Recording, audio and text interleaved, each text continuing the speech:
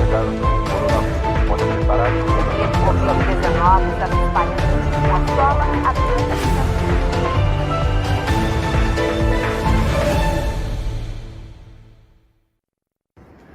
Bom dia, acordei hoje surpreendido por manchetes em todos os jornais. Né? O Globo, por Renda Brasil, o governo quer congelar aposentadorias. A economia propõe congelar a aposentadoria para criar Renda Brasil, Estado de São Paulo. Folha de São Paulo, essa é a mais terrível, né? O governo quer cortar 10 bilhões em auxílio para idosos e pobres com deficiência. O Correio Brasiliense. Em prol do Renda Brasil, o governo estuda suspender reajuste dos aposentados. Eu já disse há poucas semanas que jamais vou tirar dinheiro dos pobres para dar para os paupérrimos. Quem porventura vier propor para mim uma medida como essa, eu só posso dar um cartão vermelho para essa pessoa. É gente que não tem o mínimo de coração, não tem o mínimo de entendimento como vivem os aposentados no Brasil. Então, eu dizer a todos vocês, né? De onde veio? Pode ser que alguém da equipe econômica tenha falado sobre esse assunto. Pode ser.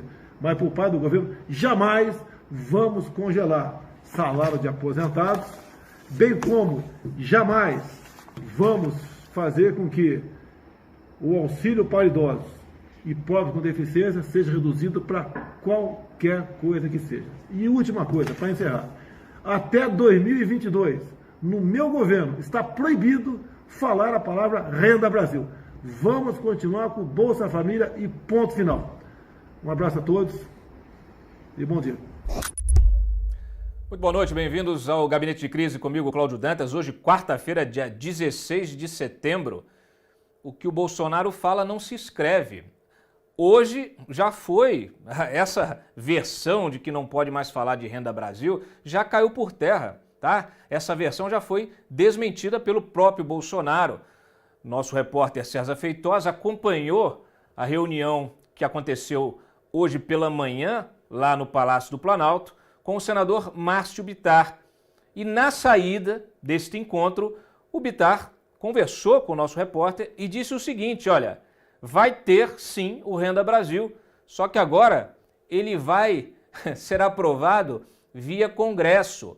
Ou seja, é nada mais do que uma estratégia, tá? Uma estratégia para que o Bolsonaro se livre do risco de um impeachment, coloca a responsabilidade sobre o Congresso, obviamente que virão as faturas, né, para aprovação deste projeto assistencialista e que o objetivo é um só, a reeleição do próprio Jair Bolsonaro. Então, olha, vocês me desculpem, porque ontem eu comentei no Momento Antagonista, até escrevi, né, um artigo ali no site, dizendo que era uma boa notícia o fim do Renda Brasil, né, que parecia que realmente o governo estava fazendo uma opção pela responsabilidade fiscal e não pelo populismo irresponsável. Mas caiu tudo no chão, por terra, se acabou, né? Aquilo que era um fato político ontem, hoje simplesmente se dissipou no ar. Quer dizer, o próprio presidente da República não sabe o que fala.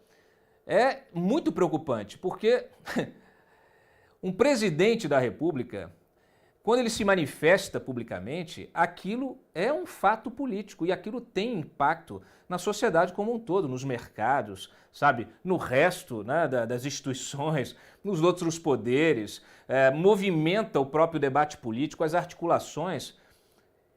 Se um presidente da República começa a falar as coisas e elas não se sustentam nem um dia, isso afeta a credibilidade do governo como um todo, afeta a credibilidade do país. Então não reclamem quando tiver investidor saindo daqui. Por quê? Porque vai confiar em quê? Né? Em quê? Então realmente, olha, a gente deveria ser poupado desse tipo de situação, porque não é possível, simplesmente não é possível. Era mais fácil que não tivesse falado nada, quisesse demitir lá o secretário de Fazenda, demitisse, né? quisesse falar apenas aí de que, olha, não vou mexer na questão dos aposentados, né, não vou mexer com a aposentadoria, não vou congelar nada, não vou tirar dos pobres para dar para os paupérrimos, né, não vou acabar com os auxílios, com toda essa rede de auxílio que existe, né, do seguro-desemprego, do abono salarial, não vou mexer nada disso. Já seria algo para a gente ficar com o pé atrás. Por que eu estou dizendo isso? Porque as situações, elas se repetem. Agora, neste momento, já está a equipe econômica trabalhando para quê? Para enviar ao Congresso a proposta da nova CPMF. O Guedes, inclusive, reforçou, deixou isso muito claro, que é uma exigência, uma necessidade.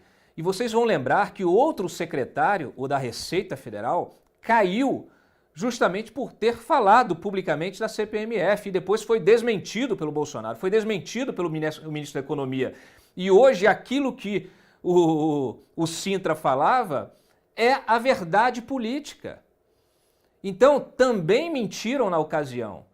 Aquilo que se falou também não se escreve, não se escreveu, né? Ou se escreveu e depois se rasgou. Então não é possível que um presidente da República lide com a coisa pública com tamanha irresponsabilidade, né? Com esse tipo de vai e vem. Não é possível. Bom, temos então essa decisão de jogar para o Congresso, né? Aí tem a própria frase aqui do Bittar. Ele diz que foi solicitar ao presidente, né, se ele autorizava a colocar dentro do orçamento a criação de um programa social para atender milhões de brasileiros que foram identificados durante a pandemia e que estavam fora do alcance do programa. E o presidente me autorizou. Obviamente que isso aqui é um teatro, tá? Isso aqui é jogo combinado. A política é feita disso aí, jogo combinado. Para não ficar feio, bota na boca do senador, o senador assume para si a sugestão. O que importa é que a sugestão foi rapidamente recebida, autorizada, né? E ele vai tocar então no Congresso essa história. Já na semana que vem já quer apresentar uma proposta. Então, é para inglês ver, né, essa conversa. Tem a próxima aí, Freitas? Estou autorizado pelo presidente, ele me deu o sinal verde. A partir de agora vou conversar com os líderes do governo no Senado e na Câmara e com a equipe econômica. A ideia é apresentar na semana que vem um relatório que tem as PECs do Pacto Federativo e a criação desse programa. O que é fundamental é que a partir de janeiro o decreto de calamidade pública vai ter terminado, mas você tem 20 milhões de brasileiros que vão continuar desempregados e o Estado precisa deixar esses brasileiros irem dormir no dia 31 de dezembro tranquilos, com o programa já criado, garantindo dignidade humana. Dignidade humana se dá com emprego, com geração de emprego. Tá? Isso aí é assistencialismo, é populismo, tá? É irresponsabilidade. É muito fácil jogar essa conta nas costas dos pagadores de impostos. Próxima aí. E já se reuniram, para vocês verem que não tem esse negócio de vamos ver o que vai acontecer, não. O Bittar saiu de lá do encontro com o Bolsonaro e já se reuniu com o Guedes, tá? Já para decidir como que vai fazer, o que vai fazer, já vão pegar... só vão tirar do Executivo e jogar no Congresso essa história aí do Renda Brasil. Próximo. E a própria decisão, como a gente também publicou mais cedo, foi tomada ontem, claro, né? Logo depois do Bolsonaro ter dito de supetão que cancelaria o programa, né? Mantendo o Bolsa Família. Na verdade, não, né? Não vai. Já ontem já resolveu que não ia, e aí todos os estudos técnicos, jurídicos do Ministério da Economia serão utilizados, né, pela turma lá no Congresso para colocar essa ideia adiante.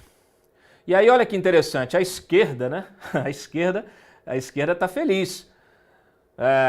A própria Tabata Amaral disse que não podemos suspender a discussão sobre a renda básica e lamentamos, né, que a postura do governo seja aquela, porque isso aqui é uma declaração dela em relação à decisão de ontem. Hoje já mudou tudo, né? Então não podemos considerar, né, isso como se fosse uma crítica. Não, a Tabata foi atendida, né? Vai ter a discussão que ela gostaria sobre o renda mínima. Vamos lá, próximo. Bom, Estamos aí, especulação, passamos o dia inteiro em especulações sobre a demissão ou não do Valderi Rodrigues, mas o que interessa, olha só quem está apoiando a história da renda mínima aí. Hoje é auxílio emergencial, mas não se enganem, o auxílio emergencial é o projeto, né? Inclusive é um desastre do ponto de vista de gestão. Nós comentamos aqui no nosso programa o desvio, pagamentos irregulares de mais de 42 bilhões de reais deste programa, desse auxílio emergencial, do tal do Corona Voucher. Então, o que já é um programa que já é insustentável do ponto de vista econômico, né, irresponsável do ponto de vista fiscal, ele também é um desastre do ponto de vista de gestão, de controle. Esse aplicativo da Caixa é fraudável, né? Eles fizeram aí alguma coisa com essa questão dos CPFs, tem CPF de morto sendo reativado, tem muita coisa errada acontecendo aí. Mais de 40 bi desviados e agora querem manter essa história. E para vocês não terem dúvidas, né, de qual lado é o certo desse debate, nós temos aqui, ó, o MST. Volta lá. O MST defendendo, né, o Corona Voucher de R$600 e, obviamente, inclusive ele cita até o boletim do Banco Central, mostrando que o auxílio de R$600 ajudou a sustentar o consumo nas regiões mais pobres do país. Muito bem, o Bolsonaro pode usar aí o tweet do MST para poder justificar esse gasto, né? A gente sabe que os R$600 mais, além dos 300, né, mais insustentável ainda, né? Então resolveram colocar esse valor de 300 e é o valor de 300 que o Bolsonaro quer manter no Renda Brasil, né? E o problema é que você não vê nenhuma discussão em relação ao controle, né? As restrições, as medidas até técnicas que podem ser tomadas para ter um melhor controle desse gasto, para você não ter de pagar para quem não precisa. Nós vimos aí pessoal gastando o Corona Voucher para comprar moto, né? Para fazer obra, para investir no mercado financeiro, enfim, né? Quem precisa comer, claro que precisa de ajuda, mas os cadastros estão equivocados, né? Os pagamentos estão errados. Você está jogando dinheiro fora. A gente sabe que esse Corona Voucher vem sendo utilizado ao longo dessa crise aí da pandemia pelos prefeitos, né? Tem prefeito fazendo o cadastro do Corona Voucher na prefeitura. Então ele pega o sujeito, ele mesmo, a própria prefeitura cadastra o cidadão lá. É claro que isso está sendo usado para compra de voto. É óbvio que isso está sendo usado para compra de voto.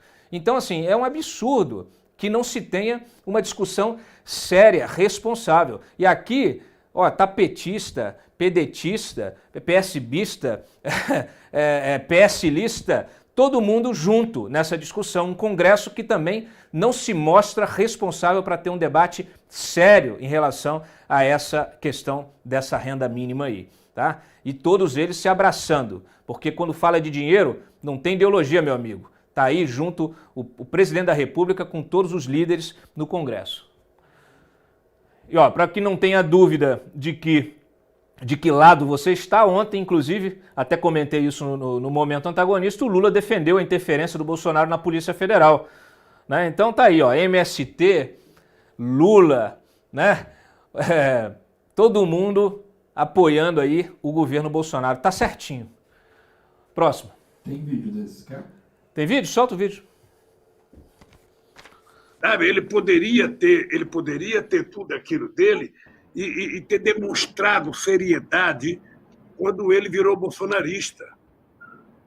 Veja, ele é tão medíocre que quando ele sai, ele tenta criar mais uma pirotecnia com o apoio da Globo. Ah, eu vou sair porque o Bolsonaro quer indicar o diretor-geral da Polícia Federal. É importante lembrar que o presidente da República tem o direito de indicar diretor-geral da Polícia Federal, sim.